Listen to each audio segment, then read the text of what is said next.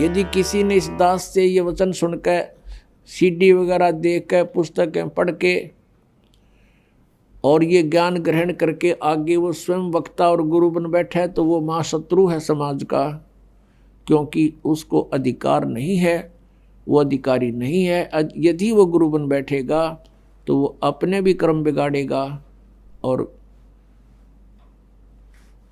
इनको श्रद्धालुओं को भी जो है हानिकारक होगा, क्योंकि डुप्लीकेट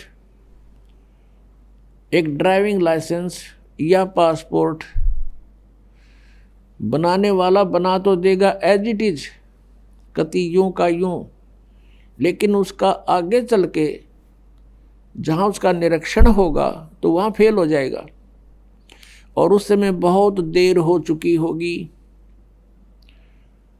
ये ओरिजिनल और डुप्लीकेट पासपोर्ट का अर्थात अधिकारी और अनधिकारी से लिए हुए नाम की दीक्षा का आपको उस समय जानकारी होगी जब आपकी मृत्यु हो चुकी होगी, शरीर छूट चुका होगा, और उस समय आपकी बाजू यमदूतों के हाथों में होगी और आप कह रहे होगे कि मैंने गुरु बना रखा था तो मुझे क्यों पकड़ रहे हो।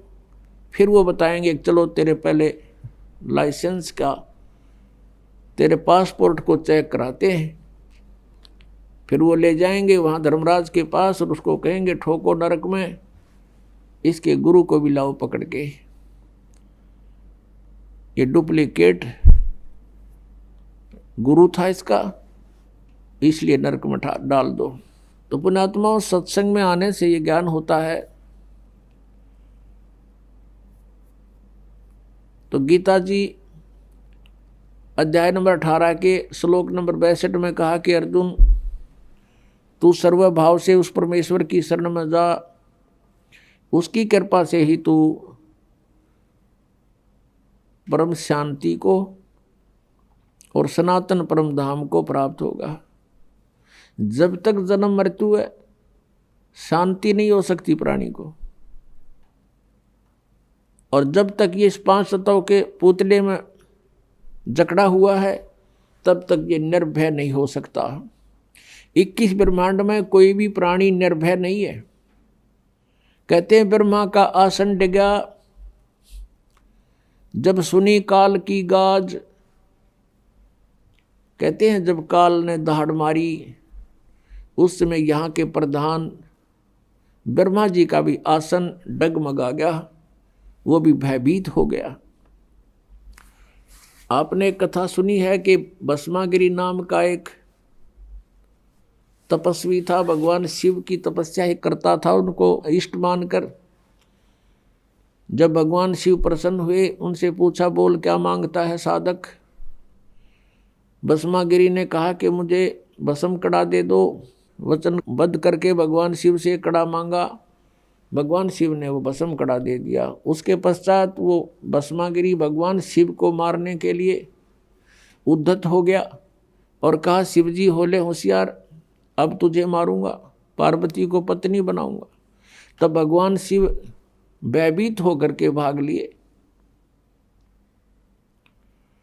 आगे आगे भगवान शिव, पीछे पीछे भस्मागिरी यानी पुजारी, आगे भगवान। कहने का भाव ये है कि यहाँ कोई भी प्राणी निर्भय नहीं है। तो जब तक हम उस सनातन परम धाम में नहीं चले जाएंगे तब तक न तो हमारी ये चलो चलो मिटे और न ही हमारा भय मिटे। अभय पद भी वहीं प्राप्त होगा। दास गरीब अभय पद परसै और मिले राम अविनाशी। जिन महापुरुषों को परमात्मा प्राप्त हुए उनमें से कौन कौन हैं जो इस दास के नॉलेज में हैं?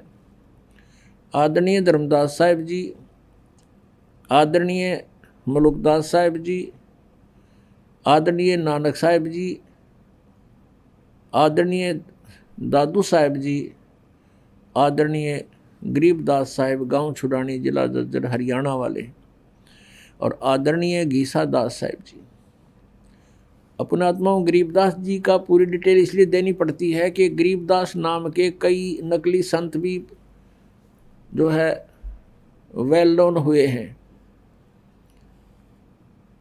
और इस कारण से गरीबदास साहिब जी ये गांव छुडानी जिला ददर हरियाणा वाले ये ओरिजिनल गरीबदास जी हैं, जिनको परमात्मा मिले, सचखंड लेकर गए सतलोक में, फिर उनको वापस छोड़ा ऊपर का पूरा कुछ दिखा करके। उसके बाद उन्होंने आंखों देखा जो विवरण अपने एफिडेविट में अपने अनुभव की प्रत्यक्ष दृष्टा रूप में जो ज्ञान उनको हुआ वो वाणी लिखी उनमें प्राप्त होता है। आप सुन रहे थे जगत गुरु तत्वदर्शी संत रामपाल जी महाराज जी के मंगल प्रवचन। अधिक जानकारी के लिए विजिट कीजिए हमारी वेबसाइट www.jagatgururampalji.org। संत रामपाल जी महाराज जी के शुभ आशीर्वाद से पूरे विश्व भर में 500 से भी ज्यादा नाम दीक्षा केंद्र हैं, जिन पर संत रामपाल जी महाराज जी द्वारा ऑनलाइन निशुल्क नाम दीक्षा दी जा रही है। अपने नजदीकी नाम दीक्षा केंद्र का पता करने के लिए संपर्क करें 8222880541।